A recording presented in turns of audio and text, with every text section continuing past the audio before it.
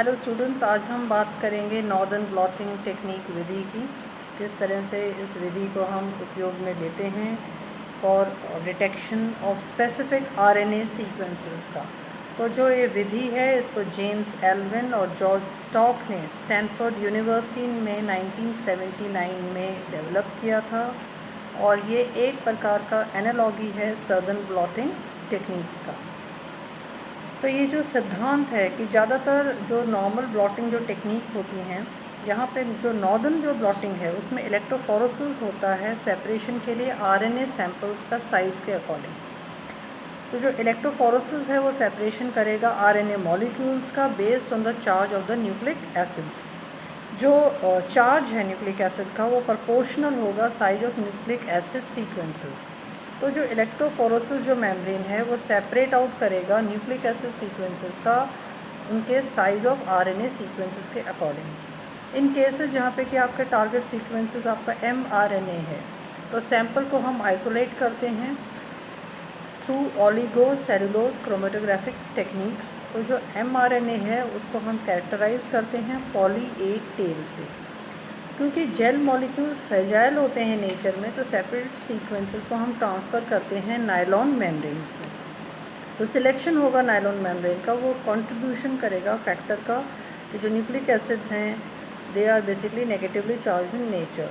तो जो RNA molecules हैं वो जो ट्रांसफ़र होंगे इमोबलाइज वो हो जाएंगे कोवलेंट लिंकेज से। फिर हम प्रोब को ऐड करते हैं। जो प्रोब होगा वो कॉम्प्लीमेंट्री होगा सीक्वेंसेस के जो सिंगल स्टैंडर्ड डीएनए सीक्वेंसेस में होगी। तो इस तरह से ये रिड्यूस करेगा एनालिंग टेम्परेचर को। तो ये इसका सिद्धांत है। जो स्टेप्स इन्वॉल्व होंगे नॉर्दर्न ब्लॉटिंग टेक्निक में उसमें सबसे पहले होगा कि हम आरएनए को आइसोलेट करेंगे अलग अलग बायोलॉजिकल सैंपल्स से। जैसे कि हमारे अलग अलग प्रकार के टिश्यूज़ हैं वहाँ से हमने इसको आइसोलेट कर लिया। ये जो आरएनए होता है ये ससेप्टेबल ज़्यादा होता है डिग्रेडेशन का डीएनए के मुकाबले। सैंपल्स को हम लोड करते हैं जेल में और आरएनए सैंपल्स का सेपरेशन होता है अपने साइज़ के अकॉर्डिंग। जो आपकी जो रिजल्टिंग जेल आई है उसमें हम इलेक्ट्रोफोरेसिस को रन करते हैं। अब जो जेल है जिसको हमने ब्लॉट किया है नायलॉन मेम्ब्रेन में या नाइट्रोसेलुलोज फिल्टर मेम्ब्रेन में, तो एक तरह का एक सैंडविच अरेंजमेंट यहाँ पे डेवलप हो जाता है, जैसा कि इस डायग्राम से आप विजुलाइज कर सकते हो। नेक्स्ट स्टेप में हमारा जो मेम्ब्रेन है उसको हम प्लेस करते हैं एक डिश में जिसमें कि हमने हाइब्रिडाइजेशन बफर में लेबलिंग कर रखी है लेबल प्रोब से। अब यहाँ पे जो प्रोब है it will hybridize to the RNA on the blot जो उसकी सीक्वेंस के इंटरेस्ट के बराबर है। तो मेम्ब्रेन जो है फिर हम उसको वॉश करते हैं जिसमें कि प्रोब नहीं जुड़े हैं, अर्थात जो अनबाउंड प्रोब हैं। तो जो प्रोब जो हैं वो हाइब्रिडाइज हो जाएंगे कॉम्प्लीमेंट्री सीक्वेंसेस हैं। तो जेल और जो प्रोब्स हम इसमें इस्तेमाल करते हैं उनका क्या इंपॉर्टेंस है। जो आरएनए जो सैंपल्स हैं उनका सेपरेशन होता है एग्रोस जेल में, जिसमें कि हम फॉर्मेल्डिहाइड को डीनेचरिंग एजेंट्स के रूप में इस्तेमाल करते हैं। लेकिन जब स्मॉल आरएनए या माइक्रो आरएनए सीक्वेंसेस होते हैं तब हम पॉलीएक्रिलामाइड सीक्वेंसेस को यूज़ करते हैं एज डीनेचरिंग एजेंट, जिसमें कि यूरिया मिक्स होता है। इथीडियम ब्रोमाइड को हम स्टेनिंग एजेंट में यूज़ करते हैं और आरएनए लैडर और राइबोसोमल सब यूनिट को हम आइडेंटिफिकेशन के लिए यूज़ करते हैं साइज ऑफ आरएनए सीक्वेंसेस के लिए।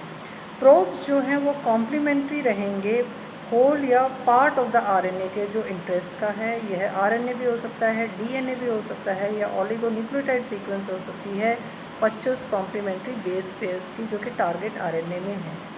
अब जो आपका आरएनए प्रोब है इन विट्रो जो हमने प्रोड्यूस किया है they are used as in vivo probes और इसको हम डीनेचुरेशन के लिए यूज़ करते हैं। जब कॉम्प्लीमेंट्री जो डीएनए होता है उसमें हम प्रोब्स की लेबलिंग करते हैं रेडियो एक्टिव आइसोटॉप्स से।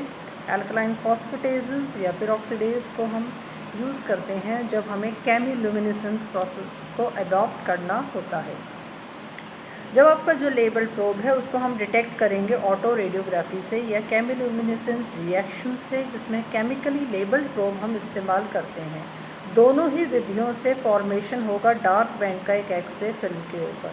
अब एक्सप्रेशन पैटर्न जनरेट होंगे सीक्वेंस ऑफ इंटरेस्ट के in the different samples to be compared. इसके क्या क्या एरिया ऑफ एप्लीकेशन है इस टेक्निक के कि हम इससे स्टैंडर्ड मेथड को अडॉप्ट करते हैं जिससे हम स्टडी करते हैं जीन एक्सप्रेशन की at the level of messenger RNA transcripts, detection करते हैं कि क्या साइज़ है, स्टडी करने के लिए डिग्रेडेशन, स्प्लाइसिंग, हाफ लाइफ और उसी तरह से ट्रांसजेनिक या नॉकआउट जीन्स जो माइस में प्रेजेंट होते हैं, जीन नॉकआउट्स जो होते हैं उनकी स्टडी के लिए हम इसको यूज़ करते हैं। कुछ इसके डिसएडवांटेजेस भी हैं कि ये थोड़ा सा लेस सेंसिटिव है कंपेयर टू RT-PCR और इसमें डिटेक्शन जो होती है मल्टीपल प्रोब्स की वो एक प्रॉब्लम रहती है। आरएनए सैम्पल्स स्लाइटली डिग्रेड हो जाते हैं आरएनए एज से और इस तरह से हम देखते हैं कि इसके जो सैम्पल्स हैं they slightly degraded by RNases, तो क्वालिटी है डेटा की या क्वांटिटेशन जो होता है एक्सप्रेशन का वो नेगेटिवली अफेक्टेड होता है। तो with this I complete your northern blotting technique. Thank you.